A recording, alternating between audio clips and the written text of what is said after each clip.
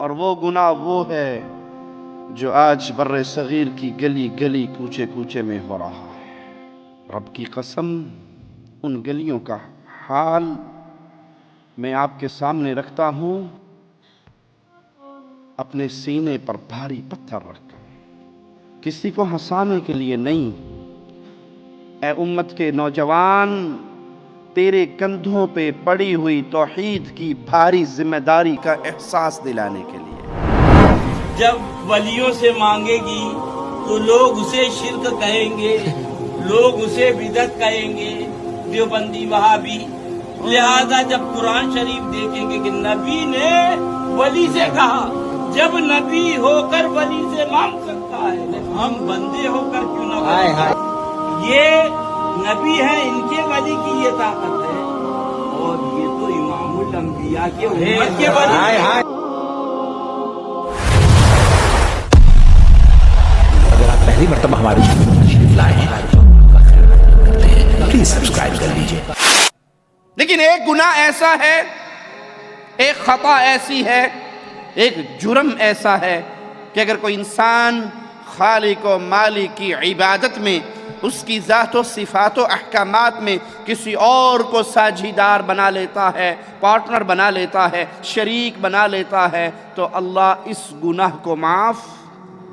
اگر اس گناہ کی توبہ کیے بغیر انسان مر جائے، توبہ کیے بغیر اگر زنا کرتا ہوا مر جائے، توبہ کیے بغیر اگر قاتل مر جائے، توبہ کیے بغیر اگر ڈاکو مر جائے، توبہ کیے بغیر اگر چور مر جائے، توبہ کیے بغیر اگر غیبت کرنے والا مر جائے، توبہ کیے بغیر دنیا کا ہر گناہ کرنے والا مر جائے، تو اللہ کی رحمت سے اس کا گناہ معاف ہو سکتا ہے، یا اپنے گناہوں کی سزا پا کر وہ جہنم سے نکل کے جنت میں جا سکتا ہے۔ لیکن بھائیو، ایک گناہ، ایک جرم، ایک خطا، ایک ظلم ایسا ہے، اگر توبہ کیے بغیر انسان مر جائے، نہ وہ جہنم کی آگ میں جل کے معاف ہو سکتا ہے، اور نہ اس گناہگار کو رب کی رحمت کا کوئی حصہ مل سکتا ہے۔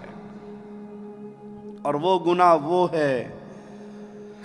جو آج بر صغیر کی گلی گلی کوچے کوچے میں ہو رہا ہے۔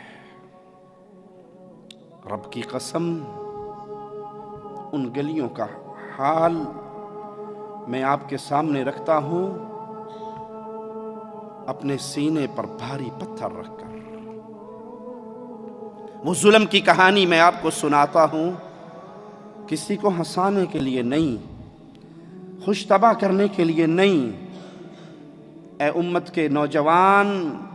تیرے کندھوں پہ پڑی ہوئی توحید کی بھاری ذمہ داری کا احساس دلانے کے لیے۔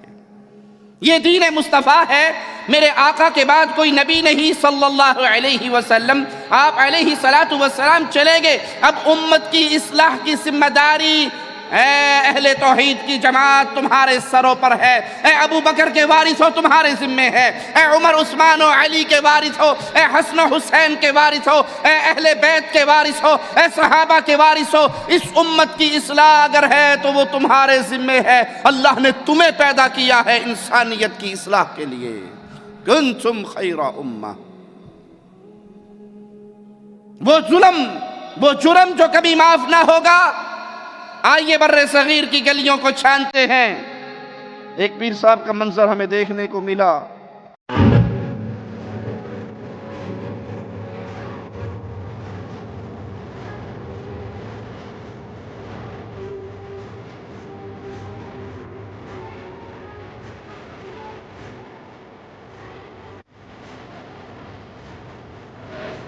کیا یہ رکوع اللہ کے لیے نہیں ہوتا؟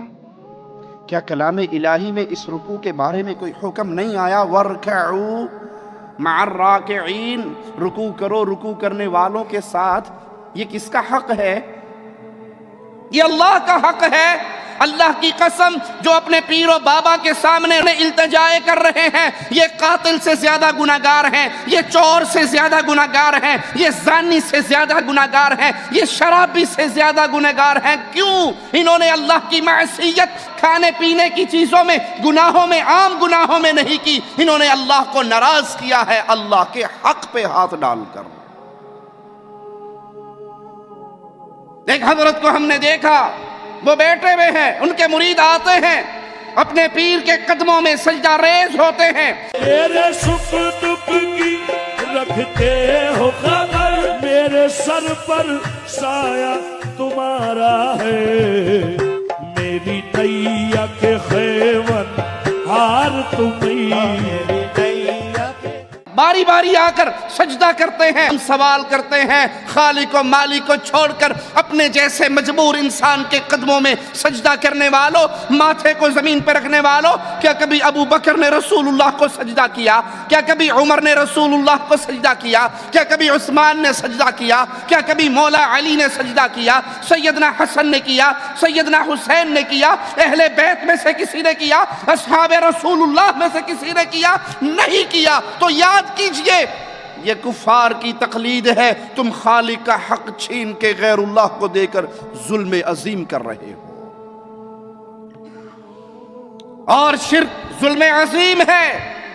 جب امتوں کے اندر یہ شرک داخل ہوتا ہے قوموں میں یہ شرک داخل ہوتا ہے عوام میں یہ شرک داخل ہوتا ہے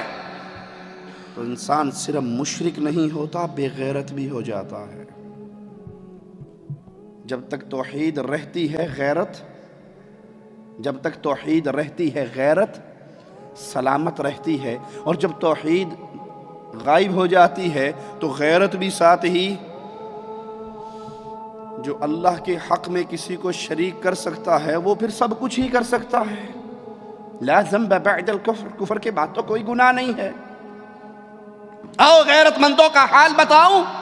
صدیقہ کائنات عائشہ رضی اللہ تعالی عنہا فرماتی ہے اللہ کی قسم محمد الرسول اللہ صلی اللہ علیہ وسلم نے زندگی بھر کسی نامحرم عورت کے ہاتھ میں اپنا ہاتھ نہیں دیا یہ غیرت ہے اہل توحید کی یہ غیرت ہے امام الموحدین کی یہ غیرت ہے سردار الانبیاء کی پیارے حبیب علیہ السلام نے زندگی بھر نامحرم عورت کے ساتھ مصافحہ نہیں کیا ہاتھ نہیں ملایا غیر محرم نامحرم عورت کے ہاتھ پہ ہاتھ میرے آقا نے نہیں رکھا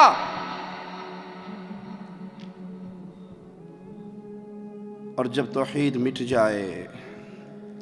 جب شرک ڈیرے ڈال لے پھر غیرتیں کیسے مرتی ہیں آپ کو یہ منظر بھی دکھاتا اس کا ہاتھ چومتی ہیں نہ مجھے پتا ہے اسلام سے غیر عورت کا ہاتھ غیر مرد کے ہاتھ میں نہ ہو اور غیر مرد کا ہاتھ غیر عورت کے ہاتھ میں نہ ہو میں اور کچھ نہیں ان کا خامد نہیں ہے محرم نہیں ہے پیر ہے بابا ہے شیخ ہے اسی لیے مولا و مالک نے مشرک اور زانی کا ذکر قرآن میں اکٹھا کیا ہے مشرک سے نکاح مشرکہ ہی کرے گی زانیہ سے نکاح زانی ہی کرے گا یہ مشرک اور زانی اکٹھے قرآن میں کیوں بیان ہوئے کیونکہ زانی کا ایک پہ گزارا زانیہ کا ایک پہ گزارا مشرکہ کا بھی ایک پہ گزارا کوٹھے پہ بیٹھنے والی کسی ایک کے نکاح میں آ کے اس کی عزت بننا پسند نہیں کرتی ہر روز کسی کے ماتھے لگتی ہے اسی طرح اللہ مالک کو چھوڑ کر کبھی اس پیر کے قدموں میں کبھی اس پیر کے قدموں میں کبھی اس ڈھیری کا طواف کبھی اس ڈھیری کا طواف کبھی کالے جھنڈے کو دیکھ کے رکو تو کبھی سبز جھنڈے کو دیکھ کے رکو کبھی اس بابے کے در کا سوالی تو کبھی اس پیر کے در کا سوالی کبھی 5 تن کا سوالی کبھی 12 تن کا سوالی وہ دنیا کے ایک ایک ڈھیری پہ گھومتا ہے مشرک کا ایک اللہ پر اعتماد نہیں ہوتا زانیہ کا کسی ایک پہ صبر نہیں ہوتا